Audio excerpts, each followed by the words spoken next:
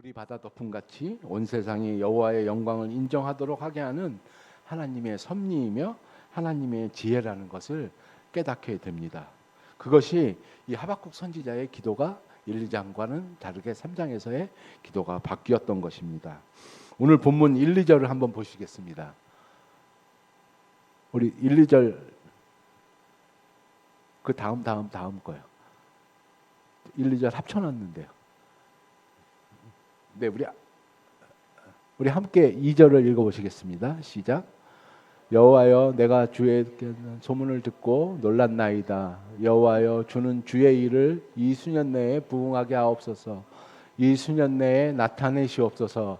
진노 중에라도 긍휼을 잊지 마옵소서. 이렇게 얘기합니다. 여기서 보면 2절에 보시면 이 기도 중에 왜 하나님의 부흥과 하나님의 진노가 동시에 나옵니다. 하나님 내 부흥하게 하옵소서.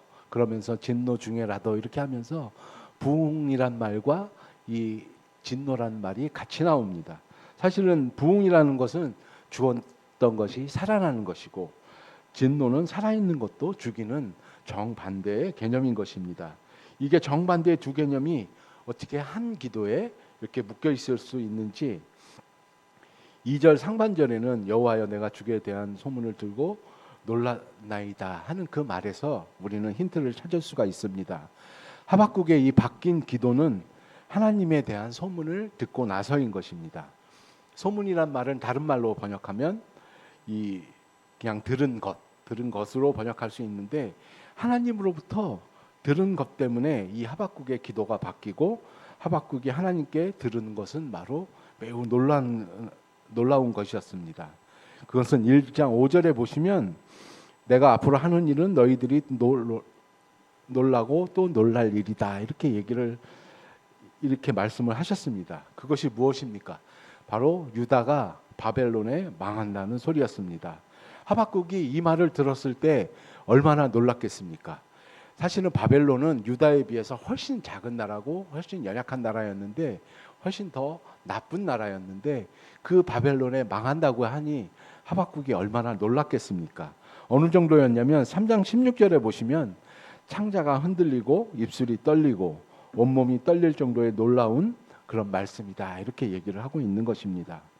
사실은 망하면 모든 것이 끝인데 망한다고 하시고 그것도 이 악한 바벨론에 의해 망한다고 하니까 얼마나 놀라운 그 말씀입니까? 그런데 더 놀라운 것은 유다가 망하는 것으로 끝나는 것이 아니라 유다의 멸망이 오히려 하나님의 영광을 온 세상에 드러내는 일이 된다. 이렇게 말씀하고 계시는 것입니다. 그리고 그렇게 되도록 사용한 도구인 이 바벨론은 반드시 이 심판할 것이니 의인은 믿음으로 살아야 한다. 이렇게 말씀하고 있는 것입니다. 이것이 하박국이 들었던 사실은 놀라운 하나님의 말씀이었던 것입니다. 이 말씀을 듣기 전에는 하박국 선지자가 어떤 생각을 하고 있었습니까? 하나님께 영광이 돌아가는 것은 유다가 잘 되고 유다가 성공하고 유다가 유명해지는 것이라고 생각했던 것입니다. 그런데 유다가 망하면 하나님의 영광도 끝나고 하나님의 나라도 끝나고 모든 것이 다 끝난다고 생각했던 그 하박국 선지자였습니다. 그런데 하나님께서 말씀하시는 것은 유다가 망해도 하나님의 영광이 끝나는 것이 아니다. 이렇게 얘기를 하고 계십니다. 예루살렘 성전이 불타고 내려앉아도 하나님의 나라가 불타는 것이 아니다. 오히려 말도 되지 않는다고 생각했던 그런 것들을 통해서 하나님의 영광이 인정되고 더 하나님의 나라가 세워질 수 있다. 이렇게 말씀을 하고 계시는 것입니다. 지금 유다는 하나님의 나라 같지도 않고 하나님의 백성답지가 않습니다. 그 생명이 죽어 있는 것과 마찬가지입니다. 그런데 하나님은 이 백성을 백성답게 하시는 주의 일을 하신다고 말씀하고 계십니다. 죽어가는 자기 백성들을 다시 살리는 하나님의 일을 하고 계신다. 이렇게 말씀하고 계시는 것입니다. 그것도 그들보다 약한 바벨론에 의해 망하고 그들보다 더 불의한 그 바벨론에 끌려가서 그동안 자신들이 욕심으로 삼았던 모든 것이 얼마나 부질없는 것이며 얼마나 허황된 것이었는지를 깨닫게 하고 하나님만 붙잡고 하나님만 의지하고 살도록 하겠다. 이렇게 말씀하고 계시는 것입니다. 그것만이 바로 이 유다가 다시 살아날 수 있는 길이기에 그렇게 하시겠다 이렇게 말씀하고 계시는 것입니다. 그것을 주의 일이라고 말씀하십니다. 그것이 바로 물이 바다 덮음같이 여호와의 영광이 온 세상에 인정되는 것이다 이렇게 말씀하고 계시는 것입니다. 우리 성도님들, 부흥이라는 걸 무엇이라고 생각하십니까? 부흥은 사이즈가 단지 커지는 것이 아니라 죽은 것이 다시 살아나는 것이 부흥인 것입니다. 부흥은 단순히 예배당이 더 커지고 사람들이 더 많이 모여서 교회의 규모와 이 몸짓이 커지는 것이 아니라 하나님의 백성들이 하나님의 백성다워지고 세상의 영광을 구하던 사람들이 하나님의 영광을 구하는 사람들이 되는 것이고, 죽었던 예배가 회복이 되고 묵은 땅이 기경되고 의와 인애와 하나님을 아는 지식이 다시 살아나는 것이 바로 이 부흥인 것입니다. 그것이 하나님의 일이고 그것이 하나님의 부흥인 것입니다. 그런데 이것은 그냥 되지 않습니다. 우리 속에 있는 그런 허황된 욕심과 욕망과 거짓과 속임수와 강포가 다 없어져야 하고, 불의와 불법과 섬기고 있던 모든 우상들이 깨어져야 되는 일인 것입니다. 하나님은 이것을 위해서 유다가 바벨론에 망하는 것이 필요하다 이렇게 말씀하고 있는 것입니다. 하나님은 하나님의 나라답지 않은 유다가 망하는 것이 새로워질 수 있는 길이며, 하나님의 백성답지 않은 유다가 끌려가는 것이 진정으로 다시 살아날 수 있는 기회라고 이렇게 말씀하고 계시는 것입니다. 그렇게 되도록 역사를 이끄는 그것이 바로 주의 일이고, 그렇게 되는 것이 부흥이다. 오늘 이렇게 말씀하고 계시는 것입니다. 그래서 하박국 선지자는 기도합니다. 하나님, 그것만이 유다가 새롭게 살 수 있는 길이라면 그렇게 하여 주시옵소서. 그것만이 우리가 다시 살 수 있는 길이라면 그렇게 하여 주시옵소서. 이왕 우리가 맞이해야 할 일이라면 지체하지 마시고 이 수년 내에 주의 일을 부흥케 하옵소서. 그렇지만 우리의 연약함을 아시오니 진노 중에도 긍휼을 잊지 마시옵소서. 이렇게 지금 3장에서 기도를 하고 있는 것입니다. 이 기도를 그런 격정적인 가락인 이 시기노온옷에 맞춰서 절규하듯이 노래하면서 믿음으로 기도하고 있는 것입니다. 또한 하나님을 찬양하고 있는 것입니다. 우리가 하박국에 보면 잘 아는 성경 구절들이 많이 있습니다. 오늘 17절과 18절 한번 읽어보실까요? 예, 요 다음. 네, 시작. 비록 무화과 나무가 무성하지 무화과가 열매 없으며 감람나무에 소출이 없으며 밭에 먹을 것이 없으며 우리의 양이 없으며 외양간에 소가 없을지라도 나는 여호와로 말미암아 즐거워하며 나의 구원의 하나님으로 말미암아 기뻐하리로다. 이거 많이 잘 이 구절을 보시면 생각나는 이 찬양이 있으시죠? 우리 찬양팀 잠깐 준비해 주시고, 제가 이 말씀을 보면서 우리가 하나님께서 우리를 통해서 이루어 주시는 그 일에 대해서 우리 잠깐 찬양 한번 하시겠습니다.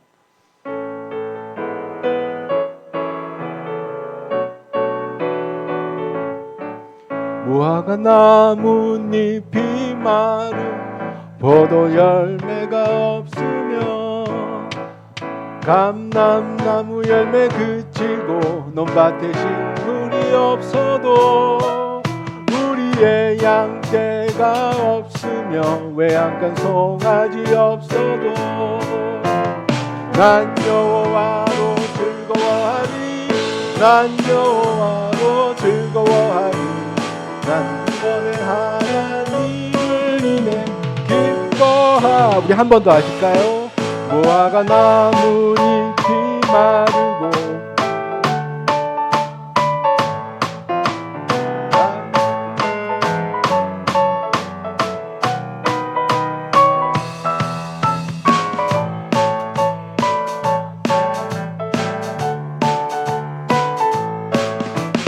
난 여호와를 즐거워하리. 난 여호와로 즐거워하리. 하나님을 인해 기뻐하리라. 우리가 이 찬양을 워낙 많이 불렀죠. 그래서 사실은 이 찬양은 그냥 빠른 리듬에 우리가 박수 열심히 오늘은 박수를 많이 안 치셨는데 박수 치면서 신나게 이 찬양을 해왔었습니다. 지금도 마찬가지고 그런 느낌으로 계속 찬양을 했었는데, 사실은 이 지금 하박국 선지자의 기도가 이 기도인데 내용이 어떤 것입니까? 무화과 나무 잎이 마르고 포도 열매가 없고 감람나무 열매가 그치고 논밭에 식물이 없다. 이게 유다가 망한다는 얘기입니다. 유다의 백성들이 바벨론으로 끌려간다는 얘기입니다. 그런데도 그렇게 창자가 흔들리고 입술이 떨리고 온몸이 떨리는 그 얘기를 말하는 것이 무화과 나뭇잎이 마르고 이 감람나무에 열매 없고 하는 그 말씀인 것입니다.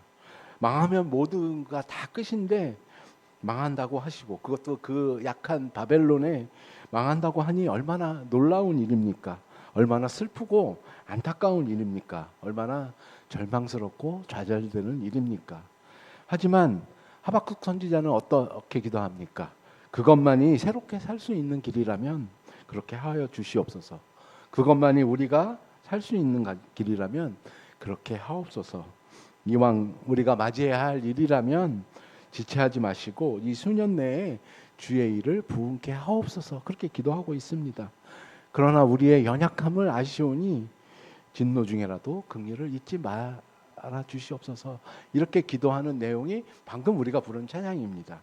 이 기도는 그냥 아무 생각 없이 빠른 리듬 때문에 그냥 그 멜로디에 빠져갖고 박수치면서 그냥 마냥 기쁘게만 부를 수 있는 노래가 아닌 것입니다.